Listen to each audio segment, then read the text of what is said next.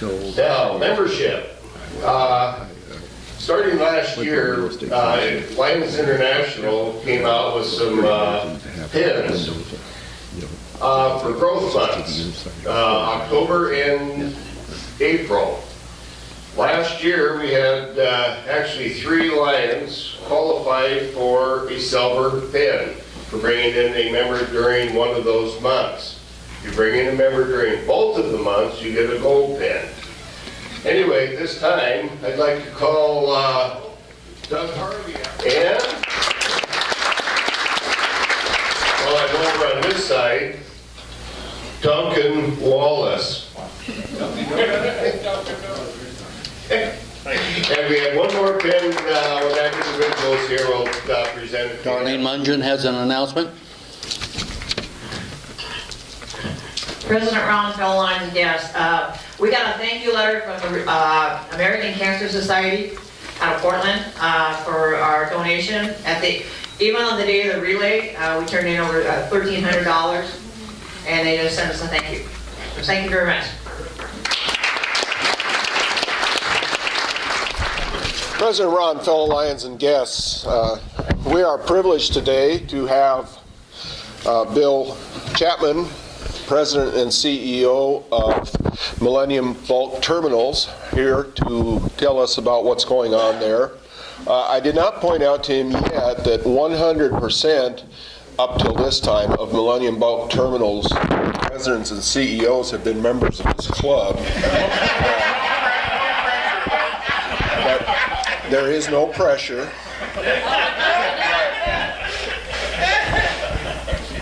You're more than good enough, but we want Bill. Looks like I need a title change, Bill. Anyway, Bill moved to this metropolis of Longview from a place that I can't pronounce in New York to take over the reins of Millennium after Ken retired. And he has a wide variety of experience and training, and including a degree from Harvard. Oh, you were supposed to tell people that. Harvard.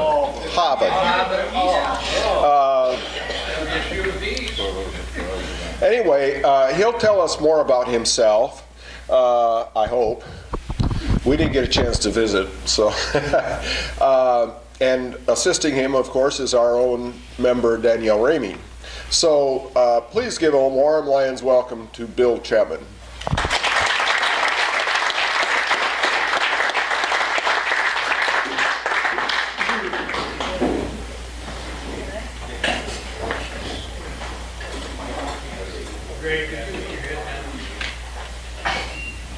So you've noticed by now that Ken Miller is sitting out there and not standing up here trying to provide entertainment. I got hired 3 months ago after the last 30 years in Seattle. I was Ken's lawyer for a few years, and then when Ken decided that he'd worked long enough in his life and it was time for him to retire to golf, they asked me if I would try to fill those shoes, and that's what I'm working at. One of the good parts about trying to fill Ken's shoes is working with the people that Ken has brought together, including this one, who apparently is going to be the next president, as I understand it. Danielle and the other folks out at the plant are just a really strong team and a delightful team to work with. I was telling Ken the other day, this may not surprise you, Longview being such a nice place, but I've been on the job 105 days now, and not one person has come in my office to complain about somebody else or something that's happening. And somebody was asking me, I was home somewhere, oh, how's it going? And I thought, well, I got nothing bad to report. It's all good thus far. Now, I suppose it's still a honeymoon period. I got a couple challenges ahead of me, but we're working on things. What I got asked to do by Phil was to provide a little bit of an update on the Millennium project out at the Reynolds facility. This has been a particularly good year for Millennium, so I'm going to talk about 5 areas in my report that we've made progress on this year. If you were at our open house, and there were 350 folks there a few weeks ago, you see that the courtyards have been swept clean. All the material, the junk's moved out. I'll show you some pictures. I can show you that in the open house revealed that the demolition is underway. 3 of the old pot lines are completely gone, and a number of the conveyors that were associated with silos. That process has begun. It's reopening some of the waterfront for the bulk terminal side of the business. Not the coal side, but the bulk terminal side that moves alumina and some other bulk materials. Obviously, the third area is the remediation, the final cleanup of the aluminum smelter. It's been there 70 years. We're hard at work on that, some progress to report. The fourth is the permits for the bulk business. And then the last, I'll talk a little bit about the coal export terminal that we're working very hard on. So that's the 5 areas that I want to touch on. Phil suggested I say something about where I'm from and where I've been personally, and so I've asked Danielle to throw a couple extra slides in here that might help answer some of those questions. He did say the word New York. I was as close to New York as Spokane and Ponderosa are to Seattle. The town I grew up in had 3,500 people. I was there all 18 years. It was from there that I got a scholarship to head somewhere else, where they gave me a degree. I taught high school in Hawaii, coached football and basketball for a while, worked in Washington, D.C., and then went to law school and ended up out here for the last 30 years. I came out here because I wanted to climb some mountains, and that's what I'm going to talk to you about for a minute. So the day that Millennium was created 3.5 years ago, in January 11 of 2011, when an American coal company and an Australian coal company formed this new Washington company to create this business in Longview, I was here trying to climb the highest peak in Antarctica.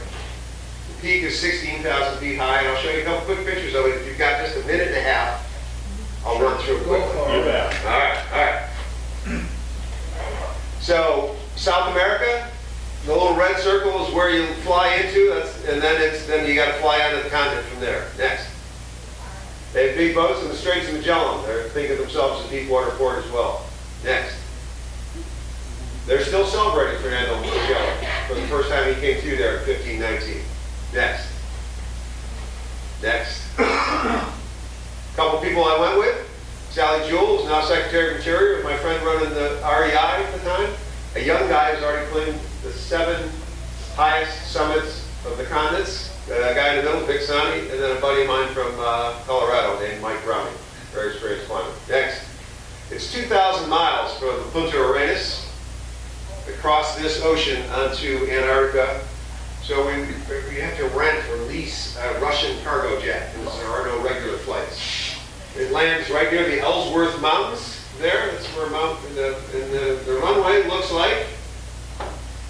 Well, you got to cross this sea. That's where Shackleton got stuck. If you've ever read Endurance, we're checking into Suramar and Shackleton. You just cross that. This is the glacier we landed on. The runway is 3 miles long. It's blue ice. They essentially take a Zamboni out, take about 2 inches of snow off, clear to this. The tires on the plane roll 3 miles because they're not putting on the brakes on that plane. So it's very long, and it just got to roll to a stop. That's the plane. 24-hour sun. We're there in January. Sally and I celebrating that we landed. So far, so good. Me with the beard, the young guy, celebrating himself. He's a little more sightseeing than I am. Next. You got too much gear, you got to carry stuff to keep you warm, stuff to eat, etc. Climbing gear, ice gear, rock gear, so sleds in the back, packs in the back. Starts to get a little steeper. Next. Here we are getting up towards high camp. The next day is the climbing day. This is still, we're double carrying loads in order to get enough gear up to high camp at about 12,000 feet. This is what it looks like in the other direction. One of the things that was different that I didn't anticipate, snow is about this deep. They described the ski area as 1 inch of snow and 4,000 feet of base. Right? The ice is quite solid. So we're walking on that with steel-toed crampons and basically ice daggers on our feet, and it's barely scratched. It's like walking on concrete with golf Snickers there, it drops 4,000 feet. If you drop a water bottle, it goes down and takes somebody out. Next. She was writing poetry while we went out on the line. This is the view from up at high camp. This is pretty much what it looked like for 1,000 miles in any direction. Next. That's the summit ridge. Right over, you stay left of the edge. The right side of your edge doesn't work out well. There we are celebrating on top. Sally and I and Vic. This is back down at base camp. The fog moved in. Planes couldn't get there. Next. It's very quiet there tonight. So we got stuck for a little while, which is the last part of the story. What do climbers do when they get stuck? They look for some other things to go climbing. So we spent a while kind of going out and finding things to go climbing. This is one day. Here's another day. There's another day. There's another day we didn't go climbing. It turned out that we got stuck for 4 weeks. We climbed the peak a day early. Then we had a couple days of bad weather. And then people didn't like the price of heating oil, so they had a little bit of a riot. And somebody tried to drive around the riot and killed a couple small children. That made people more upset. And next headline, they burned some stuff, kept people down, trapped the tourists, wouldn't let them, they were trying to get leverage, trying to get the federal government to pay attention. Next.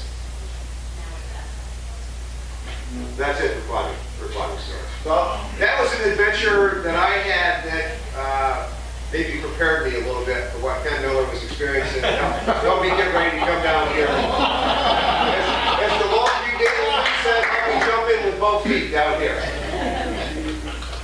So, this spot that you have here in Longview.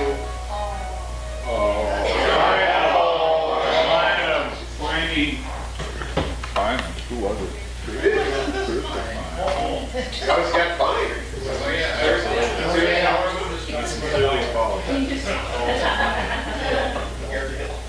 So this spot that you have here in Longview is, for us, where the Western Rail System meets the Deepwater Port of the West Coast, right? So it's the Union Pacific and the BN come through here. It's a deepwater port, and as you'll hear, we found a spot where it had already been developed. We don't have to tear out trees and ruin anything new and fresh and environmental. We're redeveloping the site. Next. Longview turns out to set this aside some 90 years ago.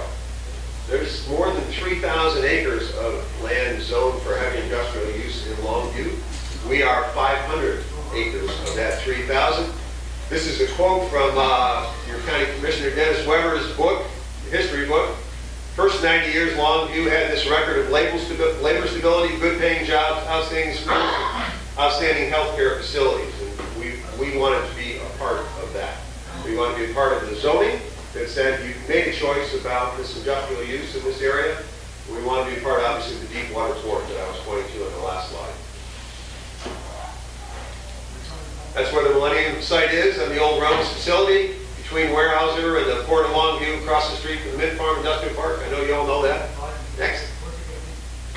That's what the facility looks like, except that this is gone. The 3 pot lines are now gone, and these conveyors are gone as well. Just took them out the last couple of months. Next. Right when it was legalized. It's an operating port. Ships come, and I'll describe in a short minute how often the ships come. Next. We're cleaning up, as you know, we're cleaning up the old site with the final cleanup. We're working on the coal export and expanding the other business that's not coal. I'll talk about that in a second. Here's the current operations, right? So on the alumina side, 6 to 7 ships come in a year. Some are from Australia, some are from South America. That alumina is unloaded and then sent on rail to Alcoa and Wenatchee. 467 employees supported Wenatchee. Coal comes in by train, 1 train a month at this point, and then it's trucked to Weyerhaeuser and helps burn the wet wood for power. Next. The first impressed upon me by the people that hired me, that hired Ken several years ago, is the environmental record and the safety record that you have is the beginning of what that company will do. And in part, it's business. We don't have any choice. We have to do it this way. And in part, it's exactly the tradition that this company, where Ken worked at Arch, that he brought here, and it's exactly the tradition that we've had in Millennium. And I want to talk about that record for a second. This 1,344 is every day that we've been in existence. That's a record that I'm taking over because of the work these folks have done, and that is very important to us to continue. This is how it looks in plain language terms. Next. There was a lost time accident the first year in 11, none since. And as I said to you, no environmental citations. We work very hard at environmental compliance. Next. So the story changes a little bit to talk to you about the why. The story, as any product, starts with demand. And the demand that is occurring for coal in this world is changing rapidly. This is the picture of what the coal line looks for the last 30 years. In Asia, it's grown from 2 billion tons, which is about twice as much as gets burned in the US every year, to 5 billion tons every year. And it's grown that over the last 15 years, and it's grown that without any help from us. It's happening because there are countries in Asia who are trying to build an economy, who are trying to provide space heat and electricity in their civilizations, and who are trying to serve a populace that still has 1 billion people without electricity. So they're using coal to fill that need, and they're going to do that whether we participate with them or not. And that's what that big red circle represents. I'm going to talk a little bit more about the red circle in the next couple slides. This is the developing, it says non-OECD, that's an acronym you don't need to learn today, but this is the developing part of Asia, the third world, if you will. And as you can see on the blue across the bottom, the amount of coal they expect to burn is going up by more than 500 million tons, more than, it's an energy equivalent. It's growing rapidly over the next 20 years, again, with or without us. Renewables and bioenergy and others are also growing, and that's a good thing. But the coal, contrary to what you might read in some newspapers, is also growing. Next. This is the developed part of Asia. So Japan, South Korea, Taiwan, 3 countries that happen to be a little bit closer for us as markets. We have a shorter shipping time, therefore less expensive. They're each more developed economies. Those are more likely markets for us.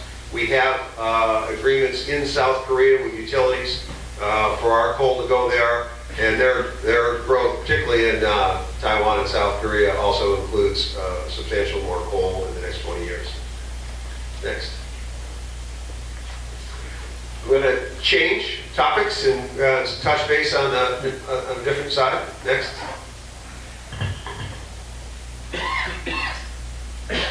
So we started, flip through this so we can move quickly. We started with a bit of a mess, as many of you know, from the prior tenant on the Alcoa site. And we've been working very hard, and this is a list. Each of these projects is months and months of work and hundreds of thousands of dollars. This is, together, amounts to millions of dollars of work that we have done to what I would call cleaning up the surface of the site.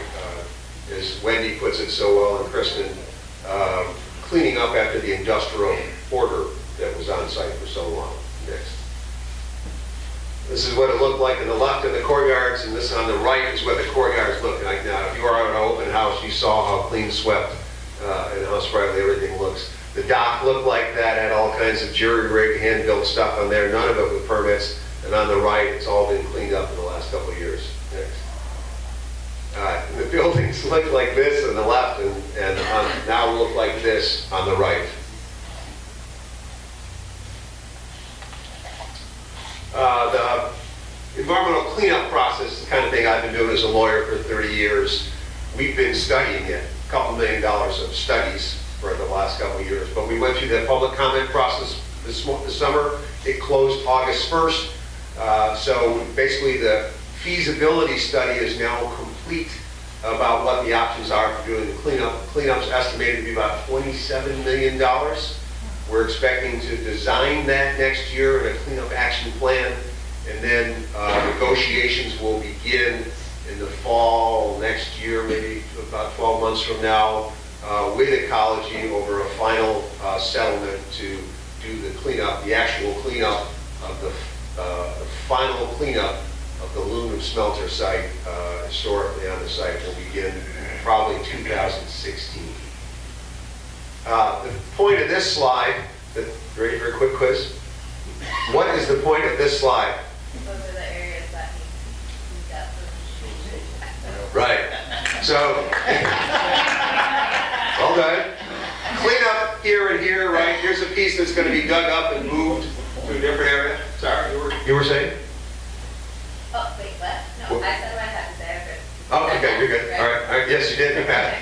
And the takeaway for folks is the coal terminal going in here and the rail tracks doesn't interfere with the remediation. And from our point of view, the remediation work doesn't interfere with the coal terminal.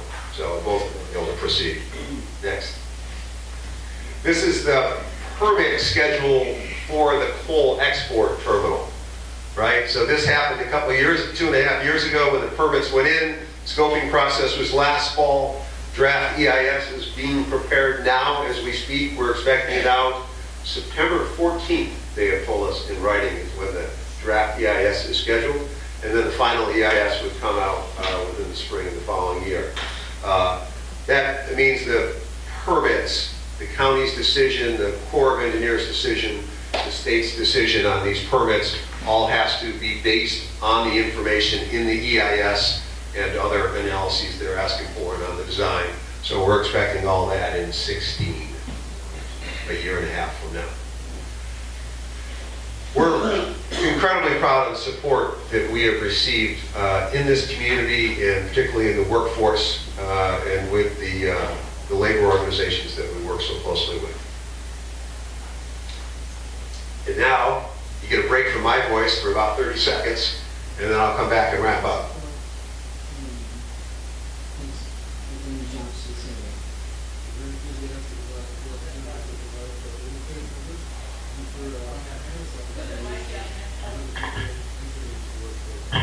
Can't envision this being anything but great.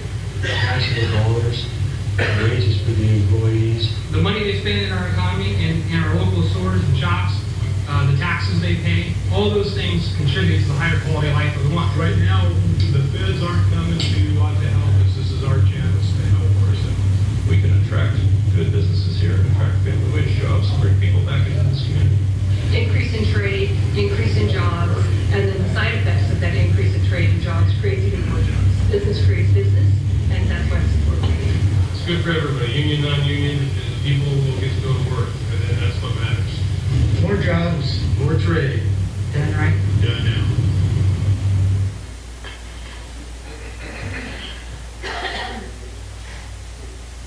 Obviously, we like those voices on there, and that's why we wanted to capture them. Part of it is us talking about what we're doing and being committed to doing things right, being committed to meet the high environmental standards that the state of Washington asks, and saying if you meet those standards, then the permit should issue. We think we can get those permits. We're looking forward to that date when we get a chance to hire people to go out and build what the permits allow us to build. What comes next is a couple slides with a little more information. We've got time here to get a little bit more, but clearly, if people have specific questions, throw a hand up or just start telling me what it is you want to know. Here's the statistics on the stage 1 and stage 2. Our first description is the 25 million tons of year capacity. That's about 5 trains a day. This would be, in our minds, about 5 years from now when this would happen. The 2 docks, the stockpile area, cost us $400 million to get there. Then you add this on top of that, you end up with a total between this and that of 44 million, still 2 docks, bigger stockpile, and $600 million to get there. So those are the numbers that have been around for a while. Ken's been using the same numbers for some period, and this is what we have. This is a picture of, in bright green, obviously of the coal export terminal. What you have down here is the existing bulk terminal operation that's really separate, and the purple is in addition to the bulk terminal, the alumina and the sodium hydroxide, the other bulk non-coal products.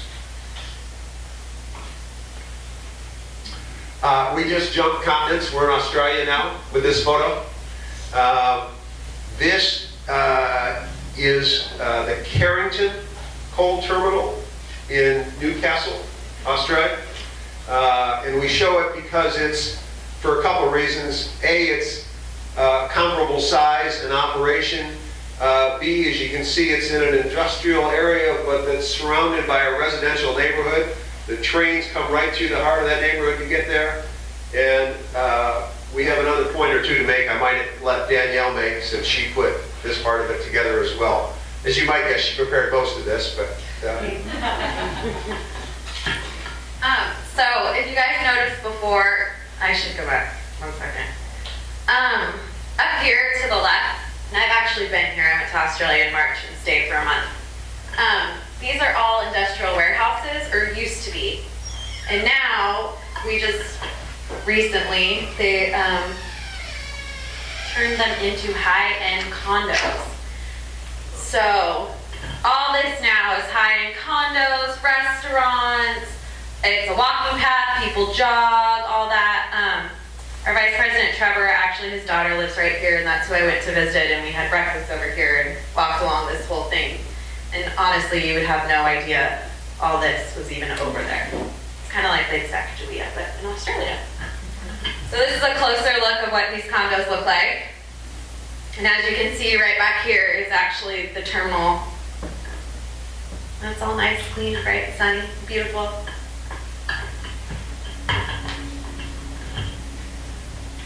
Now we'll move from that example into a little nitty-gritty. This is what loading coal into one of the cars on the train looks like. The coal comes out of the chute, the sprays both keep the dust down and provide the surfactant that keeps the dust from blowing off as the train comes the 1,000 miles this way from the Powder River Basin.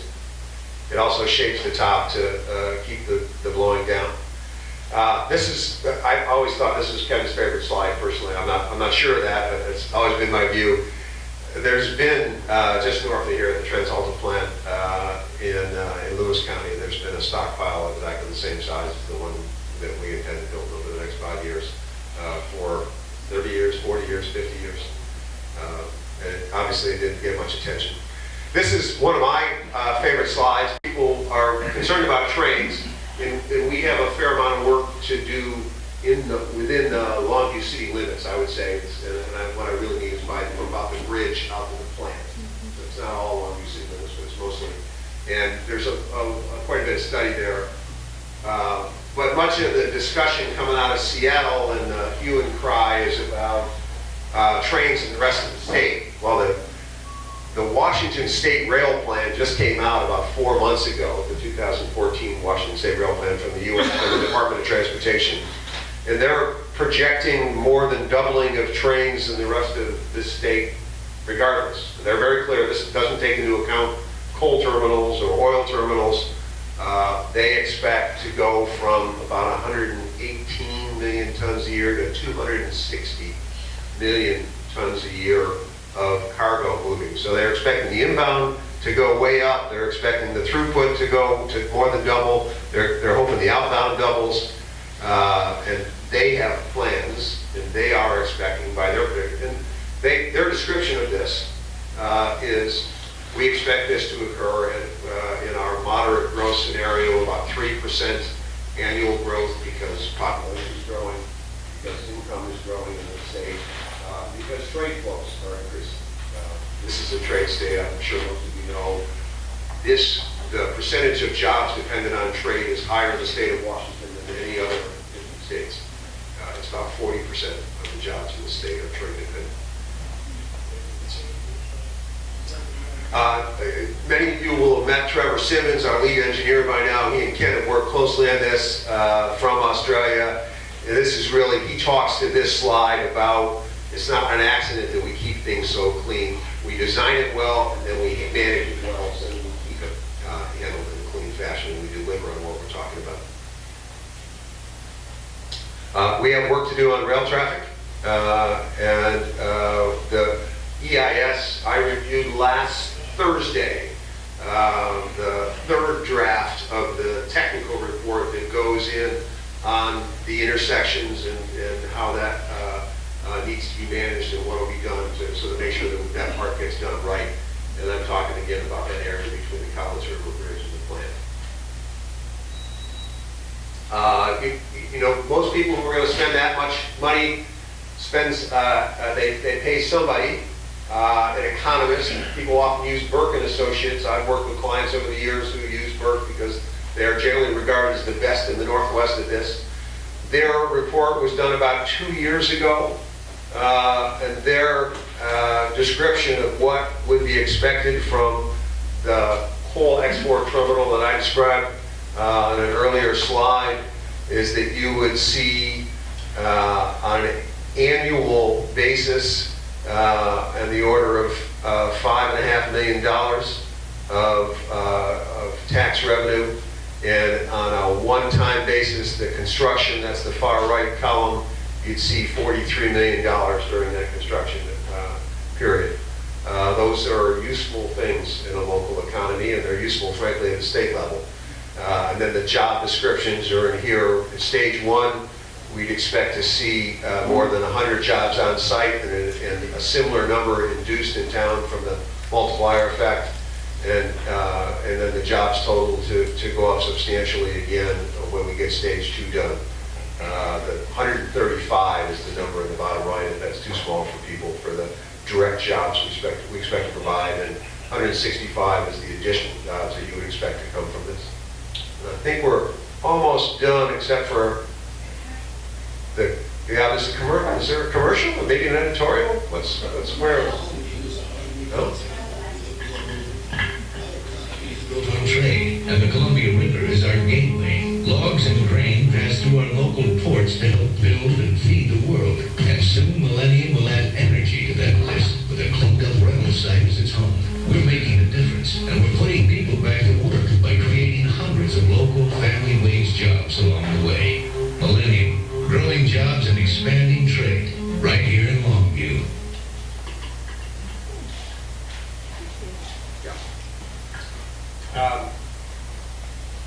You've been a very graceful audience. The amount of abuse you gave each other, I was expecting to get razzed around. I'm not done with you yet.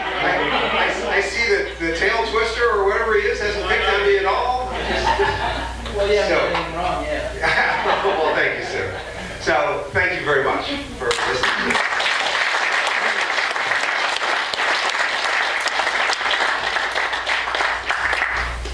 Right, sir.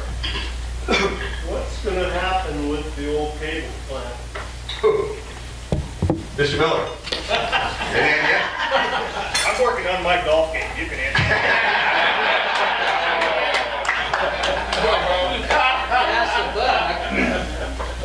I assume it's being demolished.